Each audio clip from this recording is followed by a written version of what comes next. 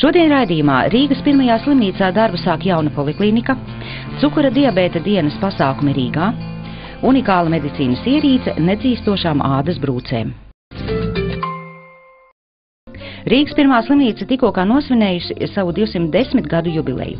Lai gan kopš 2009. gada tā vairs nedarbojas kā neatliekamās palīdzības sniedzējs, bet gan kā ambulatorija iestāde, šajos gados krietni vien paplašinājies sniegto pakalpojumu klāsts. Tagad izmeklējumu un speciālistu konsultācijas varēs saņemt arī paši mazākie pacienti jaun atvērtajā poliklinikā. Šai poliklinikai ir jauns nosaukums, ir poliklinika Šarlotes, ja? Un šai jaunajā mājā ir ienākuši 3 lieli kolektīvi no Grēcinieka ielas 34, bijusī 5. bērnu poliklinika. Šeit strādā kolēģi no Brīvības ielas 100, bijusī 1. bērnu poliklinika, un visa bērnu zobārstniecība no Stabu ielas 9 arī strādā šai jaunajā mājā. Tā kā vecās poliklīniku ēkas bija morāli novecojušas un vairs neatbilda mūsdienu prasībām, Rīgas domē tika pieņemts lēmums šīs 3 poliklīnikas reorganizēt un pievienot Rīgas pirmajai slimnīcai, kur pilnībā tika pārbūvēts vecais ginekoloģijas korpus, to pielāgojot poliklīnikas vajadzībām, kas tagad ir kļuvusi par poliklīniku visai ģimenei. Vēsturiski šīs visas 3 poliklīnikas kādreiz bija bērnu poliklīnikas, bet par cik vairs tā atsevišķi netiek izdalīts, tāpēc te arī tiek sniegti pakalpojumi gan bērniem, gan pieaugušajiem, jo šeit strādā 7 ģimenes ārsti, no kuriem 4 ir slimnīcas darbinieki un 3 ir sadarbības partneri ar slimnīcas. Līdz ar to pacients atnāk pie ģimenes ārsta, un tad visa šī ģimene var saņemt pakalpojumus mūsu iestādē. Mēs sniedzam šeit rehabilitācijas pakalpojumus, tātad viens stāvs mums pilnībā atvēlēts rehabilitācijai, kur ir 2 baseini. Viens ir zīdaiņu baseins, kur peldina mazuļus no 0 līdz 1,5 gadam. Tad mūsu lielais baseins, kur peldina bērnus no 2 gadi līdz 18, un arī lielajā baseinā notiek ārstnieciskā vingrošana grūtniecēm, māmiņām ar bērniem un pieaugušiem cilvēkiem. Tad ir 3 lielas vingrošanas zāles, kurās notiek ārstnieciskā vingrošana gan grupās, gan individuāli. Ir slinga terapijas kabinets, 3 rehabilitologi strādā un kopumā 14 fizioterapeiti, kas sniedz gan ārstniecisko vingrošanu, gan masāžu tiek sniegta gan pieaugušiem, gan bērniem. Tāpat rehabilitācijas stāvā mums ir atvērts jauns kabinets, kas līdz šim nebija. Mēs plānojam ar novembru uzsākt šarko dušas pakalpojums un zemūdens masāžas pakalpojums. Pirmais stāvs mums ir atvēlēts pilnībā ģimenes ārstiem un ārstiem speciālistiem. Tātad pirmā stāvā ir 7 ģimenes ārsti, ginekologi, bērnu ausu kakla degunārs, bērnu acu ārsts, neirologs, dermatologs, logopēds, ķirurgs, procedūru kabinets, ja tātad viss, kas ir nepieciešams ārstniecībai. Bet jaunās poliklīnikas 2. stāvs ir pilnībā atvēlēts bērnu stomatoloģijai.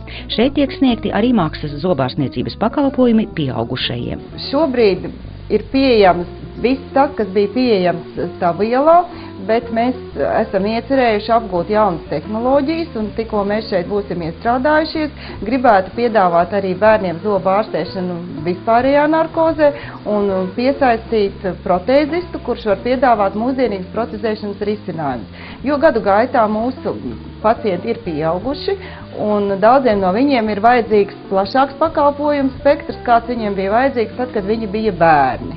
Un strādājot ilgāku laiku, mēs ievērojam, ka mēs esam palikuši par ģimenes poliklīniku. Pie mums nāk gan bērni, gan mazbērni, gan vecmāmiņas, gan vecāki. Un līdz ar to mums ir jādomā, kā viņiem visiem sniegt maksimāli iespējamos pakalpojumus par pieejamu cenu. Pacienta ērtībām pie 8 iekārtām būs pieejamas rentgena izmeklējums, kas ir savienots kompjutera sistēmā, un izdarot rentgena uzņēmumu kabinetā, to varēs redzēt visi speciālisti, kuriem tas būs nepieciešams. Bez tam jau vairāk kā gadu pie mums ir pieejams panorāmas rentgens, kurš arī ir absolūti nepieciešams protezētājiem, nepieciešams ortodontiem, un arī viņš ir sistēmā, un to var apskatīt jebkurš ārsts. Mēs vēlētos nākošo gadu nopirkt vieglu grādas aparātu, lai varbūt atvieglotu zobu ārstēšanu bērniem, kuri ļoti baidās. Tas būtu iespējams ne tikai bērniem, bet kā nomierinoša procedūra arī pieaugušajiem, lai varētu izvairīties no vispārējās anestēzijas veikšanas un tam, kuram tikai bišķiņ pietrūkst drosmes, palīdzēt zobu ārstēšanā. Jaunajā poliklinikā ir padomāts par to, lai ik viens šeit justos ērti. Vēl tikai norisinās autostāvvietas izbūve. Šeit tiešām ir izveidota tāda vide, lai gan māmiņas ar bērniem, kā jūs redzēsiet, mums ir atsevišķa telpa izveidota, kur var novietot ratiņus. Tā ir apsildāma, lai mazuli ziemā nav jāliek augstos ratos, tad, kad nāk no ārsta. Ja? Ir atpūtas telpas māmiņām ar bērniem, kur pēc ārsta apmeklējuma var mamma aiziet un pabarot bērniņu klusām, lai nav jāsēž gaiteņos, kā mēs to esam pieraduši redzēt citur. Ja? Pacienti ar invalīdu ratiņiem. Mums ir 2 plaši lifti, visur var uzbraukt ar liftiem, visur var piekļūt, ir šīs higienas telpas, ir piemērotas pacientiem ar īpašām vajadzībām, un, protams, arī darbinieki strādāja ergonomiskā, plašā, ērtā darba vietā. Tāpēc tika izveidot šāda te poliklinika. Lai aktualizētu pieaugušo saslimstību ar cukura diabētu visā pasaulē, 14. novembrī tiek atzīmēta diabēta diena. Šogad tā ir veltīta tam, lai pievērstu sabiedrības uzmanību cukura diabēta vēlīnajām komplikācijām, kas ir smagas. Dažkārt tās ir dialīze vai aklums, kas rada ļoti nopietnu pacientu invaliditāti. Tādēļ ļoti svarīgi ir šo slimību atklāt agrīni, pirms nav vēl manāmi nekādi šīs slimības simptomi.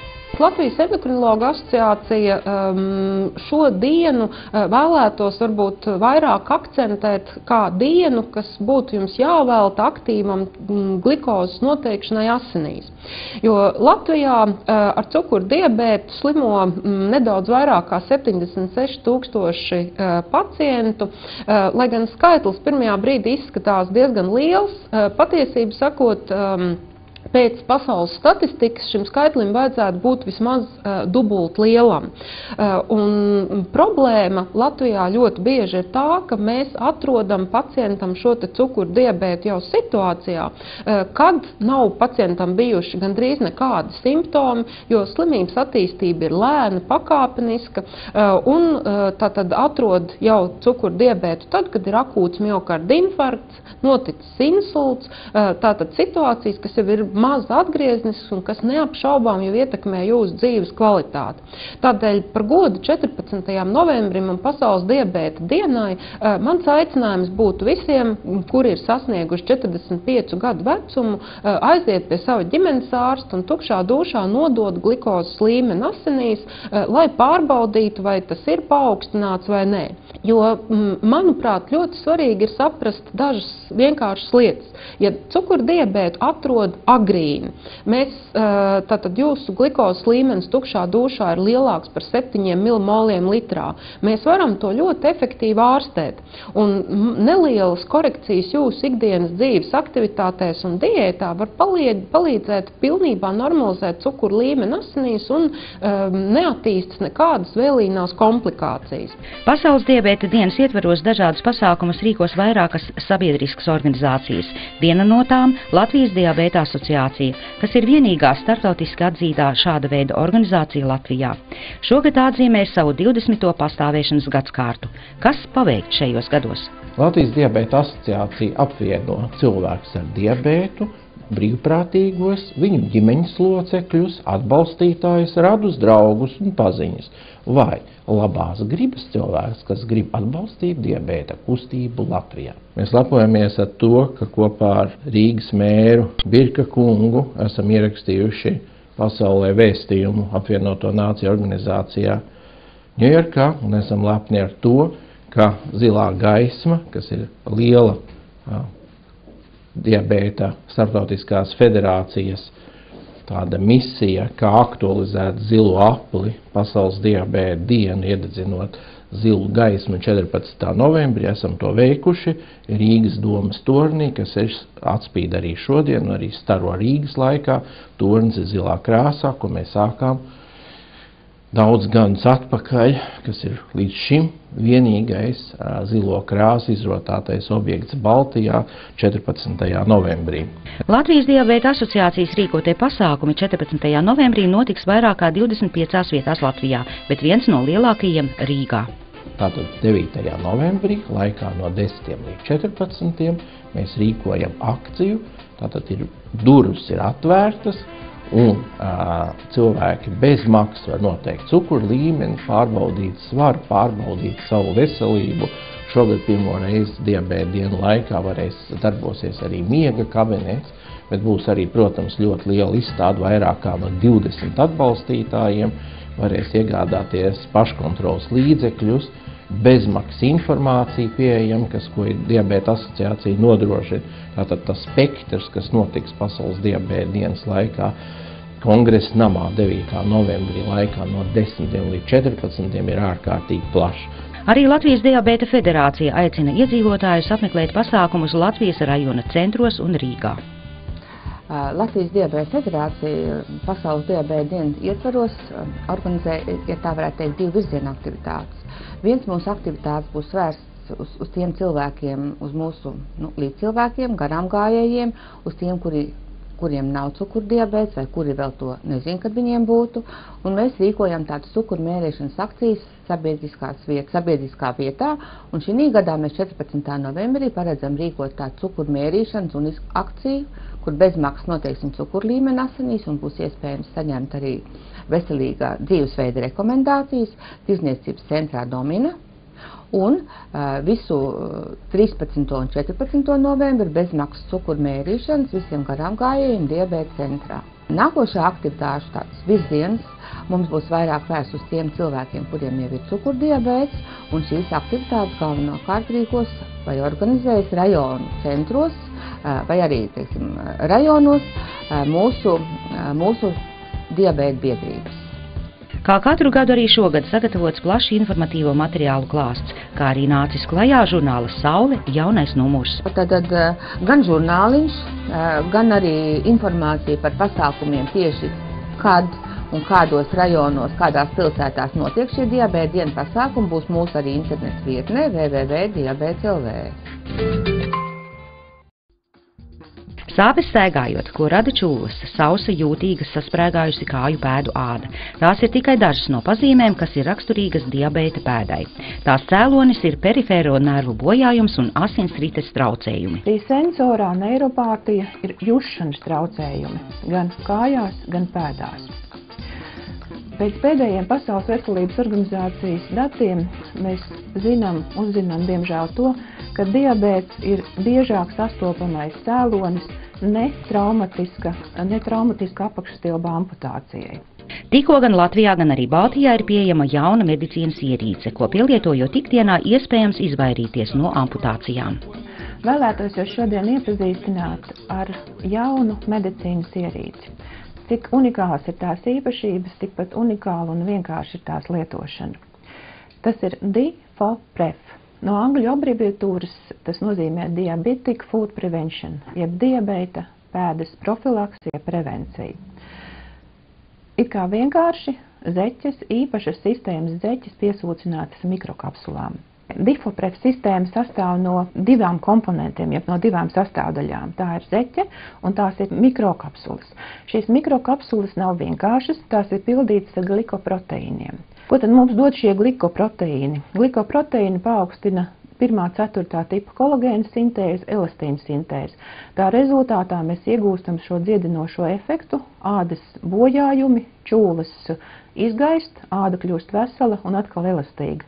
Tā rezultātā mēs varam izvairīties no šīm kājas amputācijām, kas ir ļoti būtiski visu grupu diabēta pacientiem. Šīs unikālās īpašās mikrošķiedras zeķes noderēs nevien cukura diabēta pacientiem, bet gan ikvienam, lai sadziedētu jebkura veida kāju pēdas ādas bojājumus. Zeķe lietošanā ir ārkārtīgi vienkārša. Vienkārši velkam un nēsājam. Viens noteikums, ka ik pēc 3 dienām mēs šo zeķi piesūcinām ar mikrokapsulām. Šo zeķi ir nepieciešams nēsāt dienā vismaz 8 stundas, lai āda būtu pastāvīgā kontaktā ar mikrokapsulām, attiecīgi aktīvā viela izdalītos uz ādas. Šīs zeķes piemērotas gan sievietēm, gan vīriešiem. Svarīgi tikai izvēlēties pareizo izmēru, lai tās būtu pieguļošas kājai. Vēlētos no savas puses iedrošināt jebkuru diabēta pacientu griezties pie podologa, griezties pie pēdu aprūpes speciālista, iegūt vajadzīgās iemaņas savu pēdu un savu kāju aprūpē un nepieciešamības gadījumā lietot Difopref kā palīdzošu, ārstējošu līdzekli jūsu kājām un novēlu jums staigāt ar savām veselām kājām. Vienkārši un ļoti efektīvi. Tā tiek raksturota mūsu pašmāju zinātnieka profesora Georga Jankovska izgudrotā ārstēšanas metode osteorefleksoterapija. Tā palīdz cīnīties ar vairākiem 10 slimību un to izraisītām sāpēm.